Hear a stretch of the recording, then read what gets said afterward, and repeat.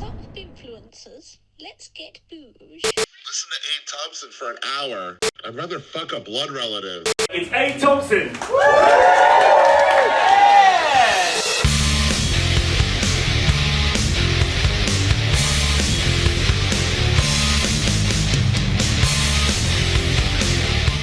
Bow, bow, bow, bow, bow. Ladies and gents, welcome back to Abe Thompsin and Other Disappointments, your twice and sometimes thrice weekly delve into all things awful.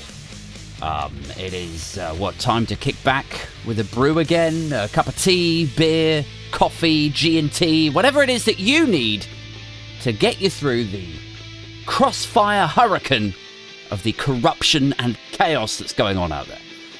As always, a cheeky wink with a tip of the gentleman's hat to the Patreon backers. Frequent listeners will remember that we reached our goal a few weeks ago of 21 Patreons, the first 21 Patreon backers. And I said I would do a sort of celebratory cult night. You know, I'm sort of building a cult of fellow depressive individuals who meet on the internet. You know, you might have caught me on Twitter or TikTok or whatever. And so I call us binfluencers. We're not influencers. We are we scrape the bottom of the bin and we shove it to you. We're like, look at that shit. It's not inspiring. It's not uplifting. It's showing you the muck of society and politics. Anyway, in celebration of the growth of the podcast and indeed the Patreon, I'm doing this live night. And you don't need to be a Patreon to come to it. It's open to everyone. But it's just sort of, a party-ish, a gig that I'm putting on. There's live comedy. There's a podcast. We're going to do a few games, beers. So that is, when is that? That's on Thursday, the 28th of September at the Book Club in Shoreditch. So if you want to come down to that and you can get to London that night, maybe book yourself a long weekend. Make a weekend of it if you fancy a trip down south or, wherever. Catch up with a few friends and then, you come to this on a Thursday. You can still grab a couple of tickets to that if you hit the link in the description to this episode. Also, while we're on the subject of podcast admin, if you can't make the September one, don't worry. Like me, Super Tansky and Danny fucking Price, we're going to do another Riot Society night in November. So that is near Tower Hill in London again. I would like to do more stuff outside of London, but money's fucking tight at the moment. So maybe I'll wait till, we'll set a goal of 50 Patreons or something. So I've got some budget to work with. Anyway, so yes, you can grab tickets to that one also. If you're not really sure what the Riot Society is, we did one of these nights in February. It was really great fun. 21 Soho. And then we did one at Glastonbury Festival. And now we're doing another one in London in Tower Hill in November. So yeah, you can grab tickets to that. Same links in the description. Just go to funk27.co.uk/shows.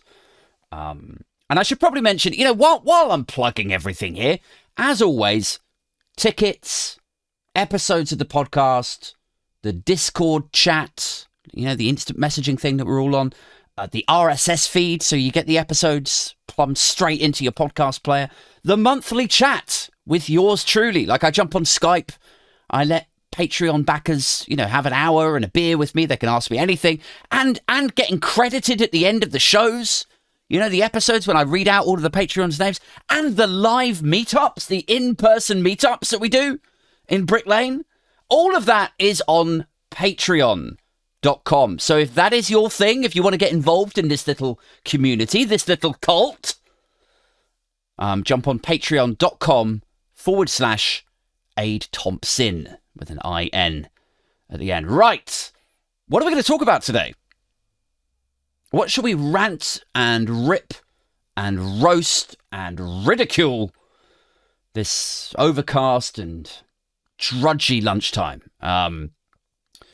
This cold and drizzly supposed summer afternoon in which, as per usual, there are no shortage of unmedicated morons lining up on the internet to wheel out that same line again. Well, if global warming is real, how come it's rainy then? That stuff. Cheers, by the way. Every time, it's not global warming, it's not, but it's raining though. And you read the replies to these tweets and these posts and, people appearing on each other's podcasts, dismissing it, and the replies are like, God bless each and every one of you who are still trying. You still have the patience to try to explain to these people, trying to explain climate change to these people like you aren't a human trying to explain chess to a Labrador. That's basically what you are in that dynamic. It's been going literally years now. They're not going to get it. They're just not. Like, why are you even trying still? Like, I applaud the tenacity, the perseverance. But the reality is this. Like, it doesn't matter how you break it down to them, how polite and civil you remain while explaining it, or what sock puppets you use. They're never going to get it. They're just not. It is beyond them. It's outside of their ability. They can do other stuff. Sure they can. They can read an autocue. They've got other skills. They can reply to an email. They just can't do this. They just cannot understand it, It's like, my dad. My dad can write a 3-part documentary about the murder of John F. Kennedy. He can. He can do that. He's done that. But I cannot explain modern technology to him. It is beyond him. Which is fine. Like not everyone is made to be a fucking genius about everything, are they? And so, I guess with climate change, not everyone has to have a full understanding of the complexities of... In fact, it's not even that complex, is it? For fuck's sake. Like, that's what's so infuriating about it. It's like 98% of scientists, or whatever that stat is, like, they all recognize and accept that human beings have created more carbon. They've stuffed it in the air. It's heating the atmosphere. The global temperature is going to melt the ice caps. That's going to cause flooding. Like, the global temperature is increasing and it's going to have side effects. And that's going to mean more extreme and erratic weather. No, it doesn't mean it's going to be 25 degrees and sunny every day. You tap dancing tosser. Like, how many times do you have to be told that? Even now, man. Like, the theory about global warming and climate change has been going on for like 40 years or something.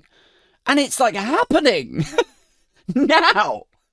In front of our eyes, on our news reports, even as India is sodden, just washed away villages. And what was that thing the other week? Like 500 dead or something?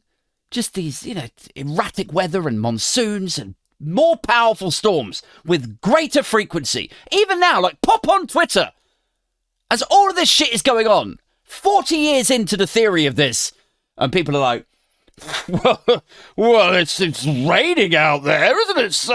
So much for global warming. Then they just carry on spraying aerosols and burning oil wells and, like, it's fine to kind of, not understand. It's fine not to get it the first time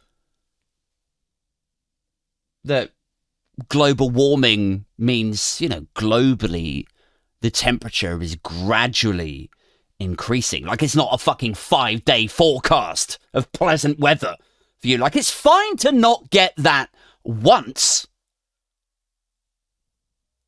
But when you get told it, explained to you 3 or 4 times, 10, 20 times by different people with degrees and letters after their name, then if you come back after all of that stuff and dismiss it again and again, that makes you a fucking idiot. It does. I'm sorry, but it does.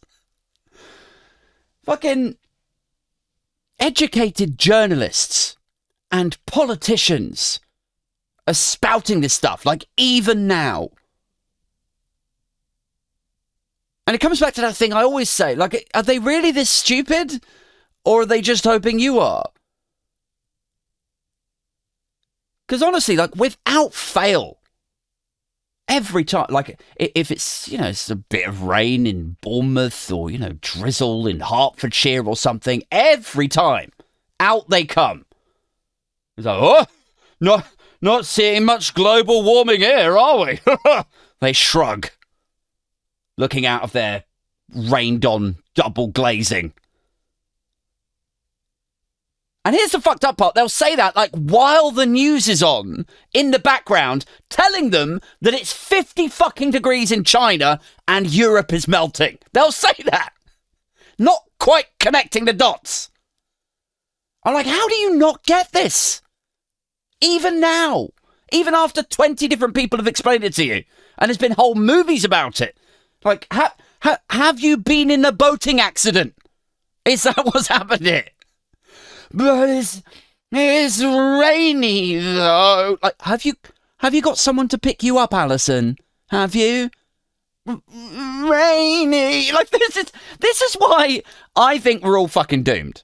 This is a clear-cut example of it. Like, God bless you if you are still trying to correct or educate these people. You must have the patience of not just a saint, but the patron saint of faith in humanity. That's what you might, like, I don't have that anymore. You know, I'm like, I hope there's a patron saint of that, because I've got fucking nothing. I'm all out of that. Me, I'm praying. That's what I'm doing. Fuck waiting for a saint. I am begging a God I don't even believe in to grant me the superpowers the saint would have had. You know, that patience shit. Like, Lord above, please grant me the patience necessary to deal with these witless cretins you send me every fucking day. Please, Lord, I beg of thee,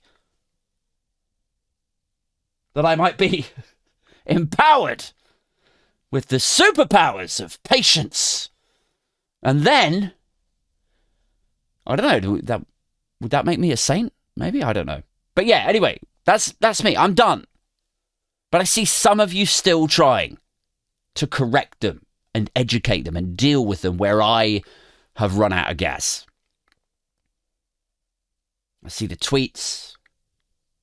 I see the comments in the comment sections where people are still trying. You know, they're like, listen, Alison, it's not that complicated, love. It just means, you know, it might be 1 or 2 degrees warmer here. We might get a tornado and a couple more hurricanes and floods and earthquakes. Meanwhile, the places we buy our food in from, they're going to scorch in 50-degree heat, Alison. And there's going to be droughts and wildfires and washed out crop fields and billions of migrants. Because honestly, like, it really isn't that hard to understand this shit, is it? Like, you would think it'd be fairly easy to catch people up on this shit. Certainly journalists whose entire profession revolves around establishing the truth, right?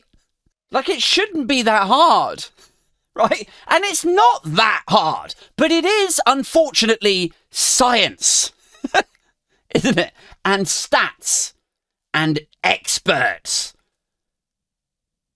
And when it's those things, then this, you know, new 2016 onwards breed of people, they fucking break out in hives, don't they? They're like, wait, hang on a second. Like, did you say experts? You know, and then their bottom lip starts wobbling, like it upsets them.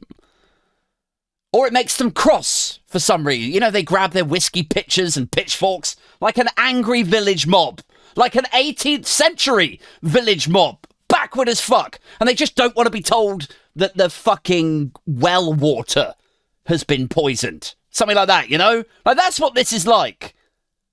People just don't want to be told the bad news. They refuse to accept it.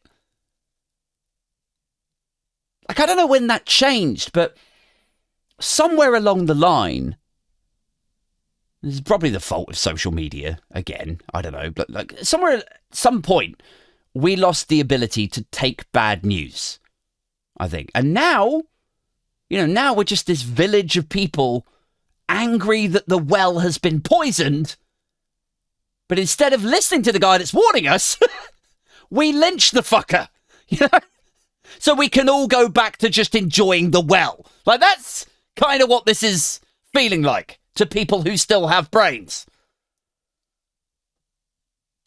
It's like the guy in the village is like, yeah, I saw a horse take a shit in the well. So I think maybe we're going to have to make another well or something, and maybe we work harder at keeping the animals away from this one or something. Like, what do you know about wells? Anyway, who made you king of the well? I didn't vote for you, you fucking unelected water wanker. So I'm like, and he's like, well, I mean, I've used that well all my life, and I've stood guard on it. I've built 3 of them before. I know wells. Okay, I just don't want your kids using that one anymore and getting sick. You're just trying to control us. That's what he's trying to control who gets to use the well. No, I just don't want your family becoming unwell. What? Unwell. Like sick, infected, unwell. You're trying to unwell us, de-well us. You're trying to take away our rights, take away the things that we need to run an efficient township. I mean, what's next? A cashless society? I can see this is just the beginning, and we won't stand for it, will we, guys? And then this is the point where it gets, kind of really problematic, because then this twat that's like railing against the guy who's trying to warn them all. This guy, he quite likes the fact that everyone's listening to him. And he's the leader, almost. Maybe this whole thing will make him town councillor or town crier or, whatever. And he'll get all the trimmings if he just keeps this shit up, keeps ridiculing the warnings, leading people down there. Or, he's like, follow me down the well, everyone. You can't stop us. And he's like, I'm not trying to stop you. I'm not trying to control anyone. I honestly just don't want anyone to get hurt. I don't want you to drink the infected water. And the guy's like, follow me, everyone, because listen to me, townspeople. Gather here. Now, listen to me. You can have the well water. There's nothing wrong with the well water. Don't let this globalist authoritarian restrict your God-given freedom, your right to gulp down this shit water. I know that all sounds ridiculous, but that is this. This is that. It's Brexit.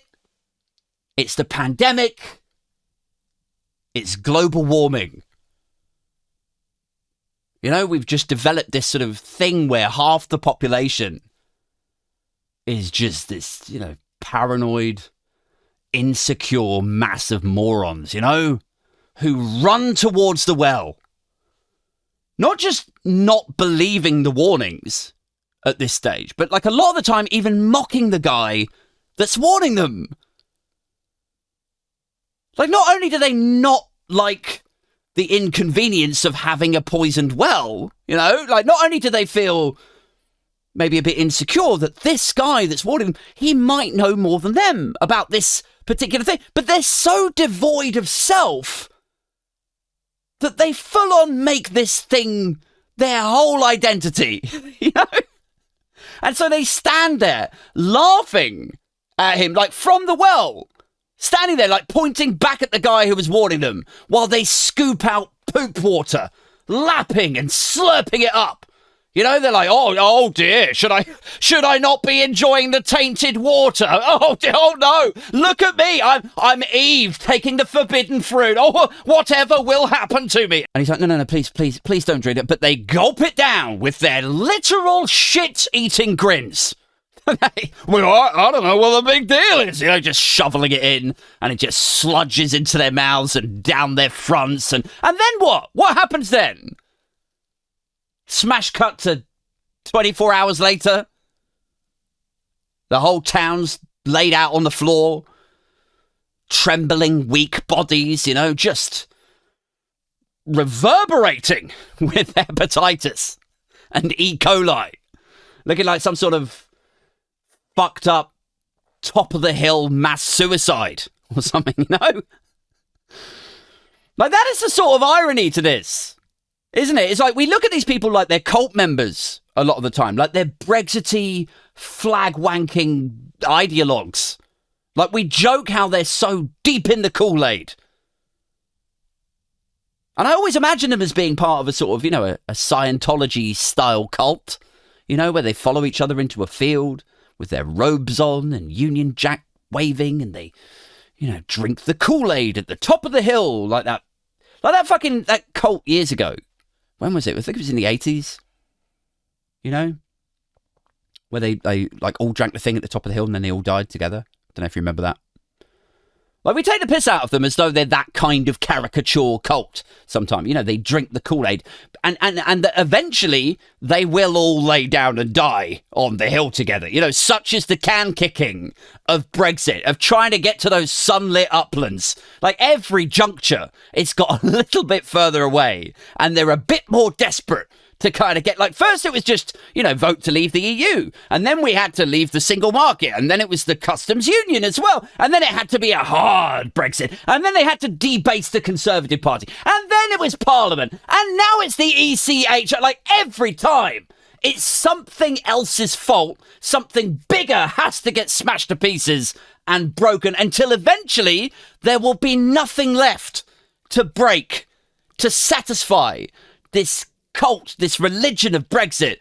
But the idea that the sunlit uplands will still be there, like the unicorn Narnia of Brexit, will actually have to become heaven.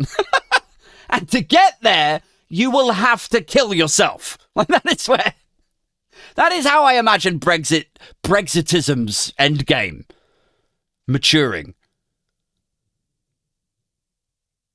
And yet, you know, if we go back to the well metaphor thing, you know, the guy warning them, please don't drink the water, please, it's been contaminated, and they all, like, you know, maliciously drink it at him. Shit round their mouths, locking eye contact with him the whole time, like meanly drinking the water. And then, you know, weirdly they all end up fucking dead on the hill too, right? So maybe that really is just the natural end state of this sort of thing, whether it's officially a cult or not. But yeah, anyway, never ceases to amaze me, man. This angry refusal to accept that somebody else might know better than you about something, you know? And it's weird, isn't it? Because, you know, they deride experts in trade, climate change stuff and vaccines. They deride experts right up until the point where they happen to agree with them, right? Like, what was it? Was it the IFS, like the Institute for Fiscal Studies, or the OBR, the Office for Budget Responsibility, or like, I can't remember which one it was. There's too many acronyms. Like, OMG, guys. There's too many. Anyway, it was one of them. OBR, IFS, something like that. And the Tories were like, well, the OBR, or whoever it was, they were like, the OBR is saying that we can expect as much as a 0.0003% uptick in GDP by 2075. If we implement this amazing new policy. That's what the OBR say. Right. And then the woman interviewing was like, right, but what did they say? What did they say about Brexit? Oh, well, never mind about that. Like, I like experts, except when I don't. It is that sort of thing, yeah? And you know what? It would be nice if just once Labour were out front and centre, you know, dismantling this stuff. I mean, like, but probably not about Brexit. That's sort of, you know, old news now. But like in the same way that they shied away in Brexit from engaging intellectually with immigration, you know, they're now doing the same thing with climate change. They didn't have the balls to come out and say, yeah, look, immigration is a net positive for the UK. And actually, the problems you're facing in these northern and Midlands towns off the back of immigration, they should be handled by using the taxed income of people arriving in your area to make sure that then, like, nobody's left behind, right? But instead they were like, oh, the Tories are going a bit anti-immigrant over there. Well, that's obviously where the votes are. Maybe we should say that we're tough on immigration too. And then it's like, Labour, tough on immigration. Like, no! Why can't you people just explain why something is rubbish? You know? And win the intellectual argument. Make the other side look stupid. You know? Like, I was there at the time. I was like, why is everyone across the left and the right trying to out-kip UKIP? You know? Like, where was the alternative? And now it's like, you know, the same thing with ULEZ. In Uxbridge, it's the same thing. Like, they lost that vote by 495 votes. 495 people out of an electorate of about 50,000. That's 495 people who were too stupid to understand what they were voting against. And yes, I will call them stupid. This isn't the BBC. Like, I'm sorry. But the fact that so many of them, and I know I said 495, right? But that's just how many tipped Uxbridge back to Tory. That's the difference between Tory and Labour. But it was actually 13,000 people that voted Conservative. The fact 13,000 people voted Tory is astonishing. The fact anyone was swayed by ULEZ is astounding. Like, I would love to sit down with them. I'd love it. I'd just ask some questions. I would interrogate. I'd just try and make sense of it. You know, I'd be like, oh, so you don't like the ULEZ extension? Right. Well, who do you think originally implemented it? Yeah. Boris Johnson, your MP. You remember him? The guy with the silly hair? You must remember him. He was literally just here. So if you don't want ULEZ, fine. But you don't get to brand it as some Labour lefty extension of just stop oil ideology or whatever when it originated from your Tory MP. And here's the other thing, right, while I'm on the subject, Uxbridgians, like, we all know this is a Sadiq Khan thing, right? Because when Johnson suggested it, he was mayor, right? This comes from the mayoral office. It's not a constituency matter. And we know it's not a constituency matter because Johnson was your MP. He's against the extension. And still he did absolutely nothing about it. Like, if it could be affected by whoever the constituency MP was, Boris Johnson would have stopped it, wouldn't he? So yes, sorry if I sound like precisely the sort of fire-breathing, radicalised, intolerant lefty the Express would probably want to portray me as. But yes, maybe all of you who voted Conservative in Uxbridge because you were concerned about ULEZ, maybe you are all stupid. I mean, how do you pivot and posture your way around this? You're like, well, I just think it would be better if we had a Conservative MP to push back against it. You've just had one, mate. How did that go? You want a Tory to push back on a Tory-spawned project that they've abandoned responsibility for, then they've handed it over to Labour, and now they're railing against their own idea, and it's one that they don't currently have any authority to push back on. Have I got that right?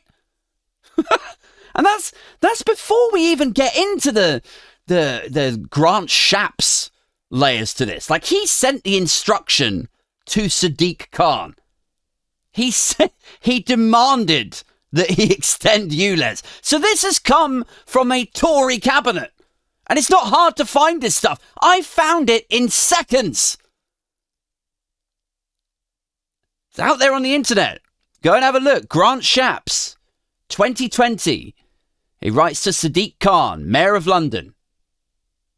And he's requesting that he enlarges the congestion zone and ULEZ and makes it a condition of him receiving further funding for TfL. He's like, do this or you don't get the cash for the tubes and the buses, you little shit. Which I might be paraphrasing there a little bit. And then Sadiq Khan is like, oh, all right. And then 3 years later, 20th of July, just last week, Shaps is out here on Twitter, face-to-cam campaigning for the Uxbridge by-election. And the tweet accompanying it says, I'm out campaigning with all 3 of our candidates, and I know they will be tireless champions for the local communities. Vote Conservative. And it says, I'm in Uxbridge and South Ruislip. Vote for Steve Tuckwell today to stop Sadiq Khan's ULEZ expansion. So in 2020, he's like, you better expand ULEZ or you're screwed. 2023, you have to stop Sadiq Khan's expansion of ULEZ. Like, that shows you the caliber of cretin that you're dealing with here. And we're not supposed to call these people stupid? Really? Or at best, let's be generous here. People that vote for that kind of candidate, that kind of politician, what can we call them if they're not stupid? Ill-informed? Hoodwinked? Maybe? Well, yes, Aid. Yeah, you should just say that, they've been conned. You should just say they've been hoodwinked. That is much more civil. Well, okay. But it's hard to keep it civil when you do stick to hoodwinked. And it's like, look, it's not your fault you got conned, guys. It's not your fault that you were told that there wasn't horse shit in the well water. And then they're like, oh, fuck off. I haven't been conned. I know what I'm doing. You bloody lefties. You think you're so good, don't you? Like, you got it all figured out and we're just too stupid, don't you? Well, fuck you. And then they, knock back another bucket of E. coli smoothie, whatever. Like it's hard not to call that kind of person stupid, isn't it? You're trying to be courteous, so you dilute it down to a little bit. Well, maybe you've been hoodwinked. But then even that they take offence to. What are you supposed to call that kind of person? I don't know, man. Like it's kind of funny, really, isn't it?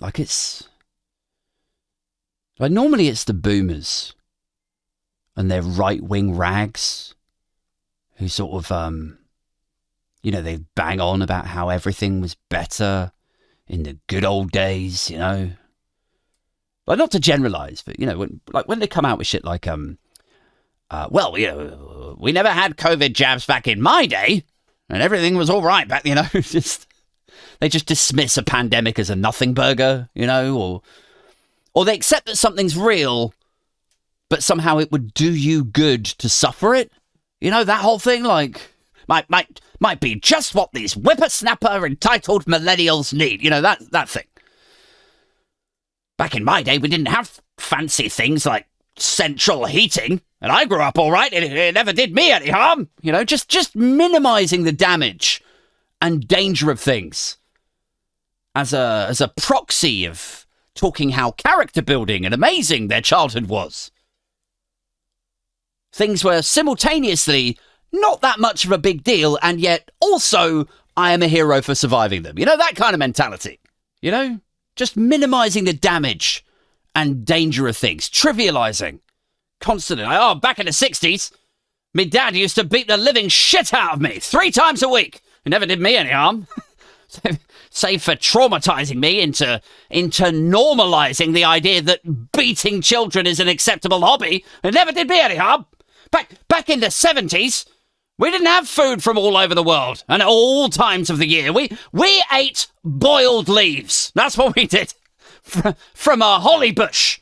Boiled in me dad's repurposed bathwater. Oh, yummy. Yummy, it was so good, so it was. Me boiled holly leaf stew. It was a bit prickly, but it was good.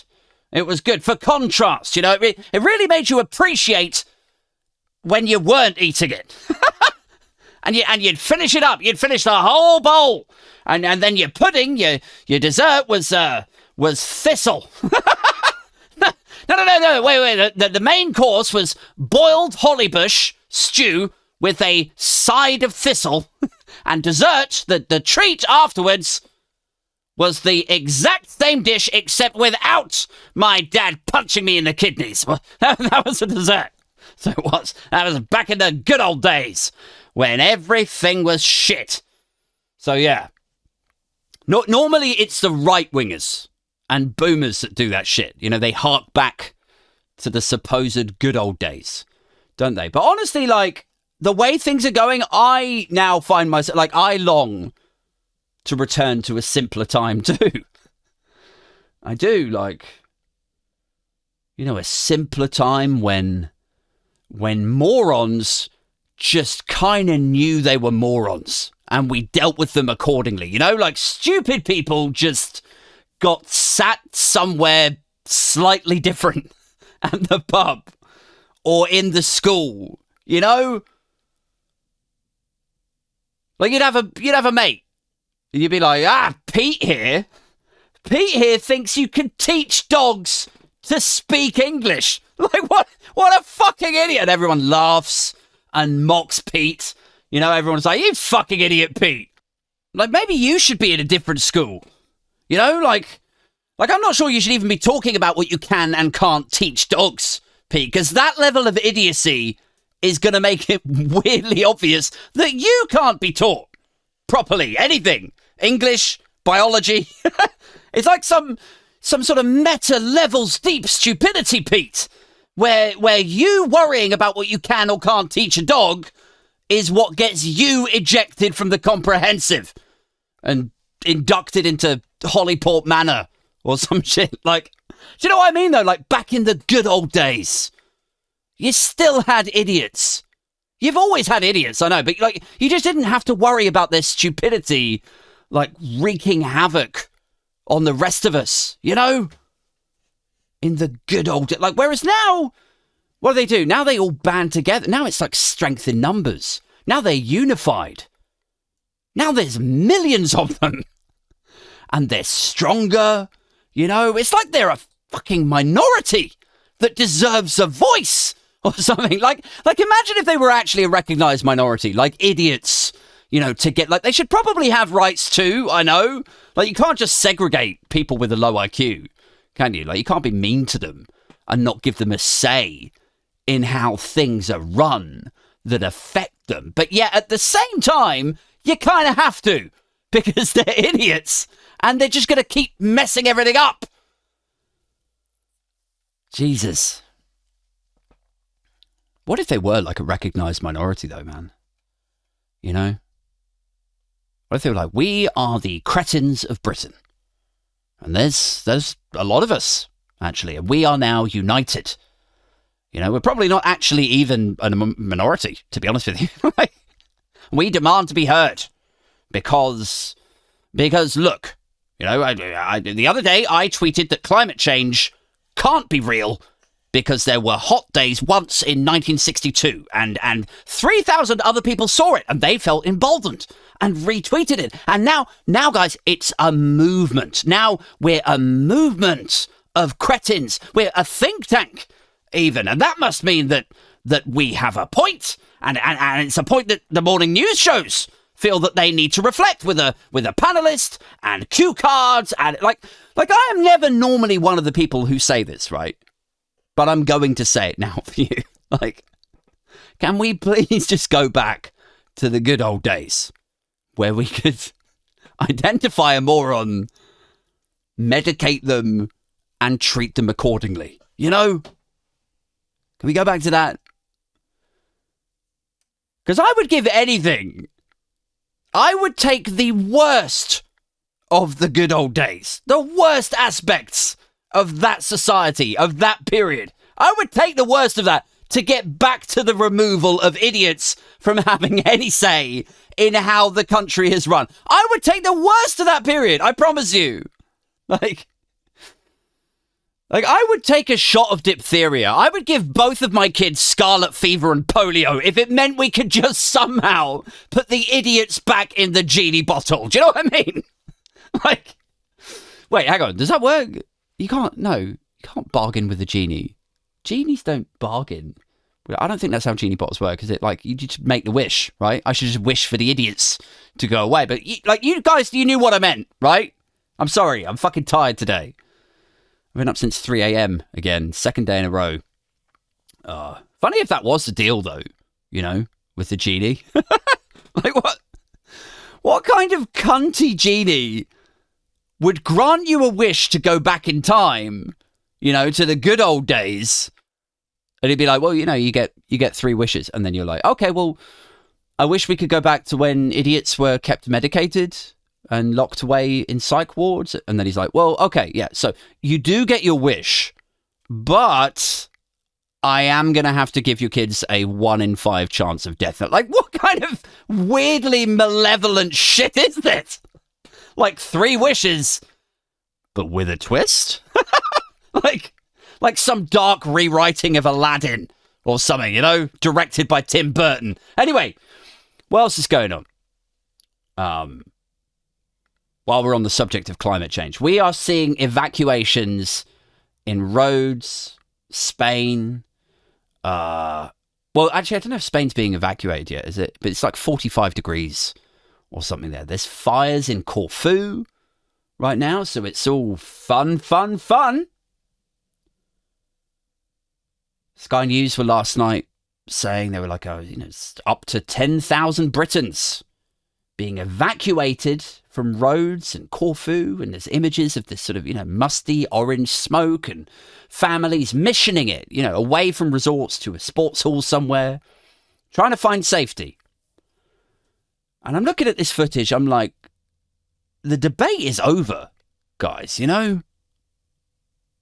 Is climate change real? No, that debate is done now. Whatever the Tufton Street guys round the corner or the green initiatives of BP, whatever they might have you believe, like, is climate change real or how bad will it be? The debate is done. Climate change is here. Now, it just is. Like these think tank types, these net zero watch motherfuckers, the Lawrence Foxes, the Hartley Brewers, like everyone that dismisses this stuff. Like, oh, well, it's bloody decades away, Oh, and it's just typical bloody lefty hysteria is what it is, All of that law, or even the ones who feign corporate responsibility when they come out with shit like, here at ExxonMobil, we're preparing for a cleaner future. Like, it's too late. You've already fucked it, lads. It's here. It's happening now. And people are like, well, maybe it won't be so bad. Like, I don't know if climate change is even real. And even if it is, maybe it won't be that bad. Maybe it'll just be, fine and manageable. It's here. It's already wreaking havoc. Like, you fuckers are like, you're like a drunk haulage driver who's ploughed into a school bus, and there's dead kids over here and there's bits of wreckage that flew off and impaled a father of 2 over there who just happened to be out jogging at 8:40 or whatever, and you're just sat there slumped over your steering wheel. Paramedics are cutting you out. The whole thing is awful. But even then, with your bloodshot eyes and your whiskey breath, even then, you're still sat there slurring. Well, probably be all right, though, That's you. Guys, that's it. Aren't you doing a live show, Aid? Why, yes, I am. Imaginary audience member. Yes, I am. And you can still get tickets if you hit the link in the description. It is going to be at the book club in Shoreditch in London on the 28th of September. It's not that far away now.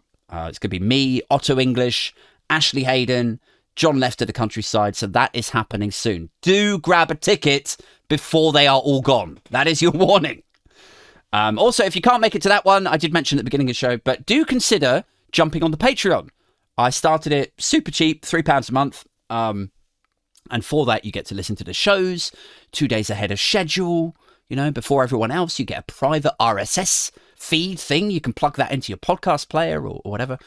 There's Discord chats. We're all in there every day. We talk shit about Tories. We share memes. I go in there after all of the episodes and we talk a bit about whoever I've had on, maybe as a guest. And we have in-person London meetups. I've done 2 of those so far. I'm going to try and do some more in the rest of the UK when I can, when budget permits. There's a monthly Skype call with yours truly. I jump on there. I have a beer. I had a beer with a guy called Stu from Scotland the other day. Really nice guy. You get first dibs on the live show tickets. Oh my God, there's even end of show credits. If you jump on patreon.com /Aid Thompson, you get all of that shit. And, you know, like, I know that I was ripping into the culty ideologues of Brexit earlier. Like, I know all of that, you know, with the Kool-Aid and all of that. But seriously, like, after the apocalypse, you're going to need a tribe to survive. So join my cult now, people, fellow binfluencers, people of the booge. Speaking of which, big shouts to each and every one of my Patreon backers now. Bowman, Kai, Christy, David Voice, Mojo Sabian, Peter Del Monte, Pingu, Silent, Stu, T-Rex, Aaron, Alex, Jeff, Ned, Sarah, Simon, Ailsa, Anthony, Chris, Fat Shirley, Mal, Rodri and Kerry. Thank you so much, guys, for continuing your support of the podcast. That's it. I've got to go. Take care of yourselves. Stay safe. I'm Ron Burgundy.